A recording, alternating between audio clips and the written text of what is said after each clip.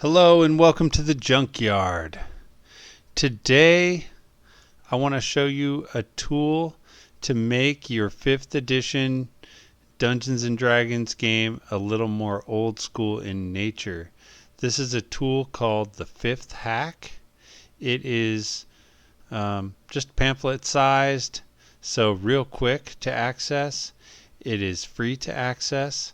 It was created by Ecstatic Entropy Games, written by Atanamar.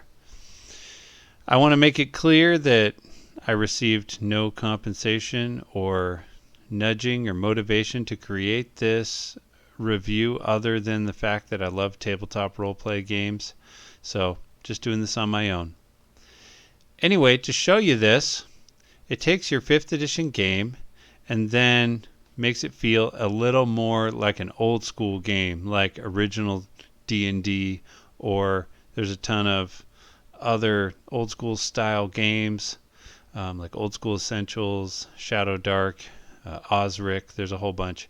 You can make your 5th edition game a little more in the vein of some of those kind of games. And I think this would be really fun to try. It's basically, as described on the itch.io site, a set of house rules that can be implemented real quick into your game. You don't need a different character sheet. You don't need to change really anything that's in the player's handbook or the DM guide or anything else. You can just incorporate these into your game. You can also pick and choose. If you don't like them all, you can pick and choose for what works for you. First of all, professions. There's a D100 table here to give you a real mundane medieval profession like carpenter, potter, merchant, leather worker, hunter, that kind of thing to be the background for your character instead of the more elaborate backgrounds that are present in the game. And then rests. I think this is one of the most key parts of the 5th hack is how rests work. It means making the game a lot more gritty. Your hit points are a lot more valuable. In this version, long rests are still 8 hours. You still regain half of your hit dice during a long rest. Short rest remains an hour in length and retains its mechanics except for the hit dice usage. You can't use your hit dice during that short rest. And then healing. When you take that long rest, you gain 1 hit point per character level. So that means you're not going to gain the hit points back quickly. You're going to have to get out of the dungeon or get to a town, get to an inn. You're going to have to get someplace where you can really rest if you want to get back up to your full strength. During a short rest, you can use your hit dice, but you have to use a healing kit, which is a new item. And that means that characters are going to have to acquire those healing kits and carry them with them. It's going to take up some of their inventory and be an extra resource that they have to manage. And there's some information also if you want to use a medicine check. So that makes the medicine skill, which honest and truly in the 5th edition games I've played, there just really isn't much use for the medicine skill. So this makes it more useful. Magic items, you need to use an identify spell or you need to use that item a lot to figure out how it works. Ability scores gives you a custom array. I really like rolling for my ability scores, so that might be a part that I wouldn't use, but this gives a nice spread. And notice there's no 18s. There's also no like 8s and lower, so this makes all the characters pretty evened out.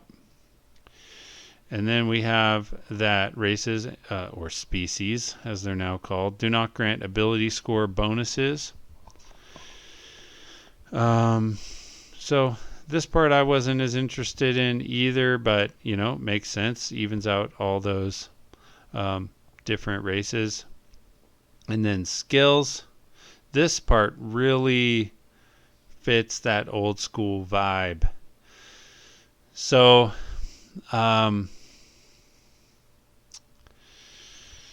I love using like the narrative perception when players can really describe what they're looking for. You get rid of that blanket perception check to just find anything in the room. Instead, players are telling you what they're looking for, how they're going about that, specifically what their characters are doing in order to search. I think that that's more meaningful. And if they're looking for it and they're doing it right and they're describing something, in a way that would work, then don't make them roll. Just have them find whatever it is.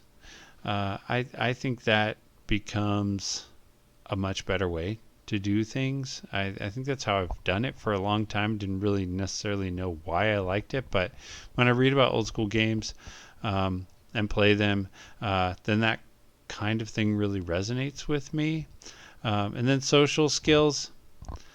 Instead of rolling that charisma check, just have the players say what they want to say to the NPCs or other characters, that kind of thing. It's not about being a great actor. It's more about just expressing yourself as the character. And then if you're saying the right things, just have it work. You can use charisma check, it says here, but this eliminates a lot of those skills that are, just social in nature, that come up all the time in 5e. So then here for class skills, eliminating the choice of skills during character creation based on class. Instead of in the fifth act, they just give you a list of the skills that you have. If that's the class you choose, you get the skills. And there's a list there. And removing the tools. And there's a little bit on the history and the local lore and how that would work. And in a lot of ways, that's similar to removing the social skills or removing the passive checks and removing the narrative perception.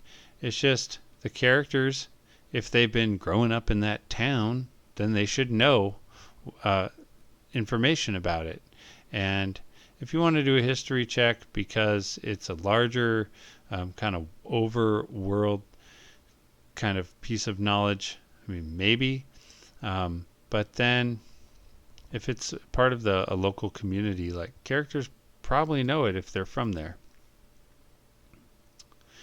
Anyway, that's it. It's 2 pages, or it's 1 page front and back. The fifth hack, like I said, you can pick and choose parts of this that might work for your table to give it a little more of an old school gritty feeling in your D&D 5e game. That's all I have to say for tonight, and thanks for checking out my video. And if you like it, leave me a thumbs up, and if you can, go to the itch.io page. I'll leave a link below. Check out the fifth hack, download it, use it, leave a rating, leave a review over there for the creators, and support an indie creator. Alrighty, thank you.